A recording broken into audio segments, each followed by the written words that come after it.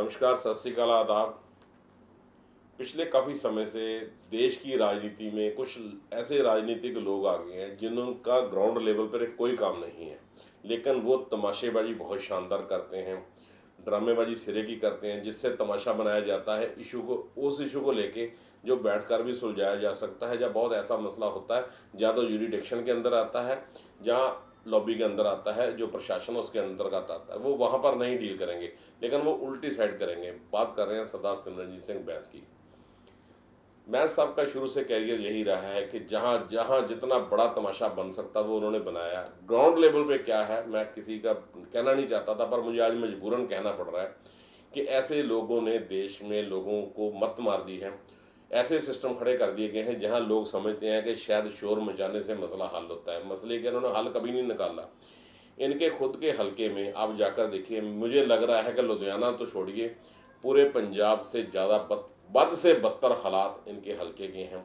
कोई रोड नहीं बनी हुई, कोई सड़क नहीं बनी हुई, और ये पिछले करीबन 10-15 साल से एमएलए हैं।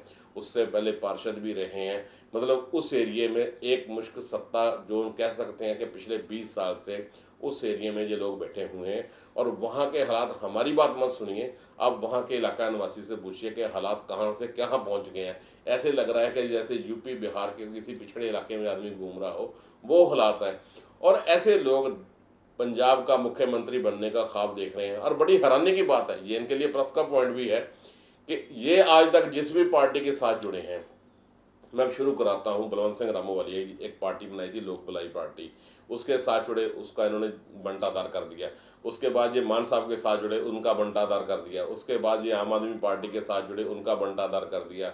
उसके बाद इन्होंने खुद की लोक इंसाफ पार्टी बनाई, और लोक इंसाफ पार्टी ऐसे बनाई जो 117 हल्के में राज करने का सपना देख रही है। और सबसे बड़ी बात है उसका अपने इलाके का हालात क्या, मैं नहीं कहूँगा, हो सकता है इनको लगे कि शायद ये विरोधी पार्टी के साथ इनकी सहयोग है, सिस्टम है, उसके साथ बिलोंग करते हैं। अब पार्टी इनके हल्के में, इलाके में जाके आप पता कीजिए कि क्या हालात है। मैं एक छोटी सी आपको उदाहरण देता हूँ। इन्होंने कल इसी मैटर पे कि जी हमने ऐसी जो बच्चे हैं उनके जो वजीफे का मैटर है उसके लिए हमने एजिटेशन कर रहे हैं, दिक्कत कर रहे हैं, वहाँ कुछ नहीं इन्होंने किया। कल इन्होंने जाके पटियाले में वो तमाशा किया जिससे मैं खुद इस चीज़ का भोगी हूँ। हम लोग तकरीबन 2 से 3 घंटे गांव में, देहात में घूमकर पटियाला शहर पहुँचे, और हमारी तरह हज़ारों बच्चे लोग, बूढ़े लोग, बुजुर्ग सड़कों पे जो तो वो गली मोहल्ले में धक्के खा रहे थे। इन्होंने अपनी सिर्फ फोकी राजनीति बनाने के लिए, टॉहर बनाने के लिए, राजनीति बनाने के लिए ये अडम्बर रचा। और हैरानी की बात है कि कोरोना काल में जहां देश में 144 की धारा लगी, वहां 5 आदमी से इकट्ठे नहीं होते। ये लोग शुरू से, इनकी फितरत है कि शुरू से ही ऐसे रहे कि जब भी कानून या कानून की प्रक्रिया लागू करने का मौका आए, इन्होंने उसके हमेशा उल्टे ही चलना है। वो इसलिए नहीं चलना है कि इनको किसी के मसले का हल कराने की ज़रूरत है, इसलिए कि लाइमलाइट में बने रहे, मीडिया में बने रहे, सिस्टम में बने रहे।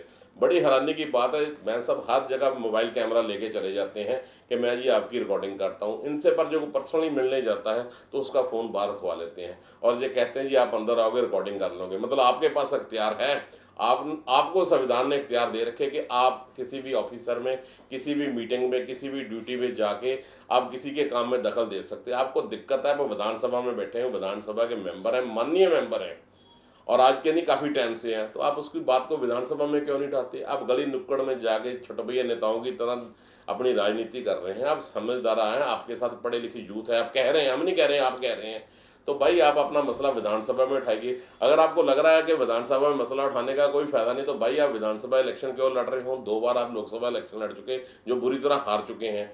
आप इलेक्शन लड़ना छोड़ दो। जब आपने तमाशेबाजी रोड पे करनी है, सड़क पे करनी है, तो मुझे लग नहीं रहा कि आपको विधानसभा में जाने की ज़रूरत है।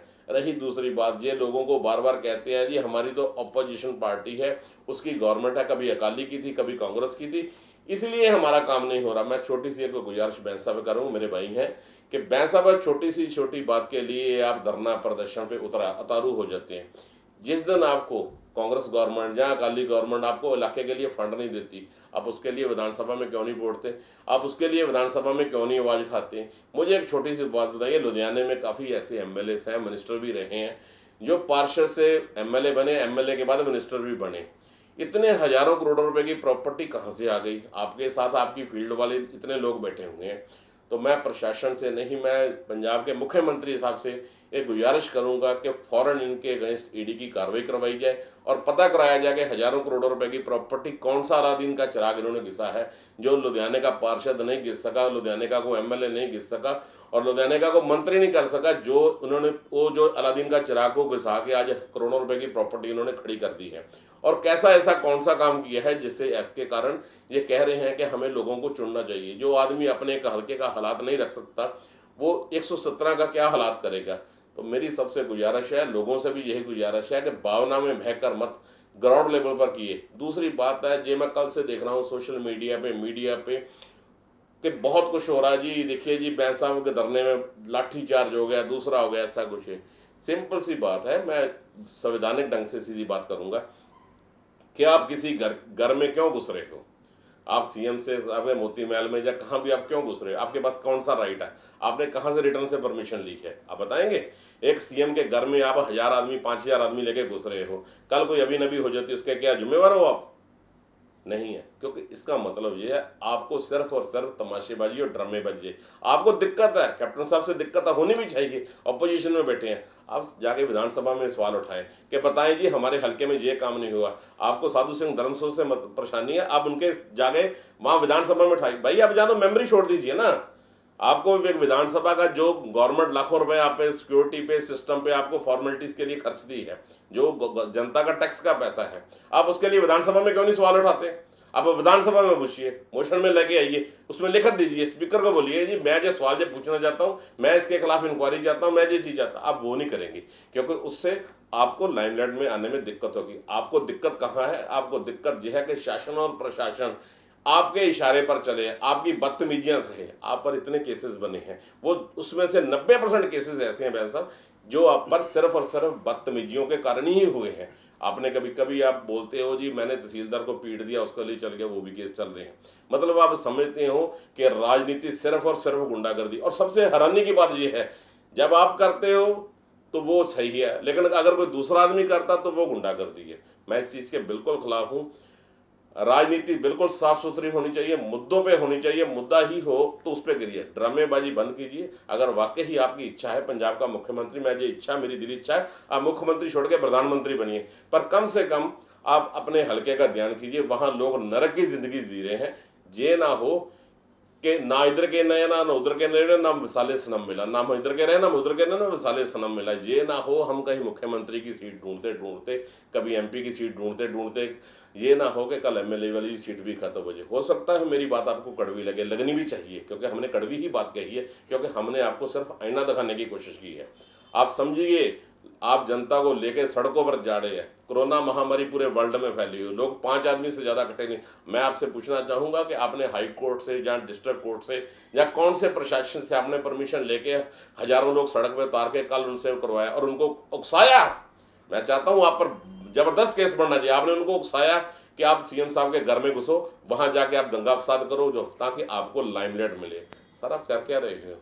आप एक संविधान की कसम खा के आप विधानसभा में पहुंचे हो, एक बार नहीं 2-2 3-3 बार पहुंचे, और लोगों को आप उल्टा उकसा रहे हो। और फिर उसके बाद जब गलत काम होता है, जब पुलिस वहां खदेड़ती है, तो आप कहते हैं जी हमारे साथ धक्का हो रहा है। मतलब आप करो तो करो, ठीक है, अगर दूसरा आगे से प्रोटेक्ट करे तो वो गुजरे।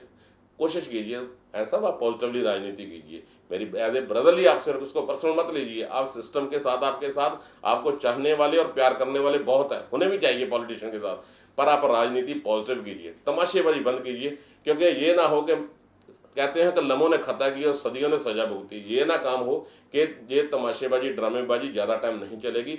जो नई जनरेशन है वो पढ़ लिख गई है, वो देखती है कि ग्राउंड लेवल पे आदमी कौन कर रहा है और तमाशेबाजी कौन कर रहा है। इतना ही कहता हुआ मेरी सबसे गुजारिश है, अकेले उनसे नहीं, सबसे गुजारिश यही है कि आप काम पे ध्यान दीजिए। अगर काम करेंगे तो आगे आने वाली जनरेशन आपको सिलेक्ट करेगी, नहीं तो वो उसी तरह आपको उठा के कूड़े में फेंक देगी जैसे डस्टबिन में फेंका जाता है। बहुत बहुत धन्यवाद, शुक्रिया, सत श्री अकाल।